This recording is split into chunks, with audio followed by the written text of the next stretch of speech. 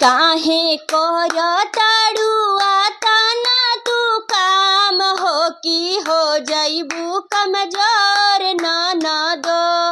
कमजोर ननद हो कमजोर ननद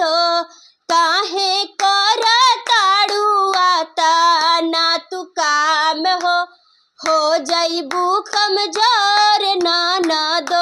कि तनी खाइल कर काजू की समीस हो कि हो जइबू बिजोड़ ननद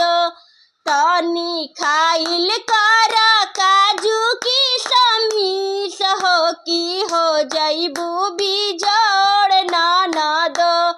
दिन भर काम कैलू घर बरतनिया दिन भर काम कैलू घर बरतनिया सुते जब जालू त थाकेला शरीरिया सुते जब जालू त थाकेला शरीरिया कि काहे करताड़ू आतना तू काम हो कि हो जइबू कमजोर ननद कि काहे करताड़ू घर बरतन हो कि हो जइबू कमजोर ननद तनी खाइल कर काजू की समीस हो कि हो जइबू बिजोड़ ननद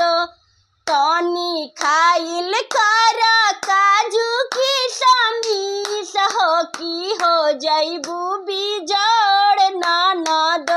कि काहे करताड़ू आतना तू काम हो कि हो जइबू कमजोर ननद। प्लीज़ हमारा नाच गीत कैसा लगा आप लोग कमेंट में बताएं और चैनल को सब्सक्राइब करते जाएं, रिक्वेस्ट है आप लोग से।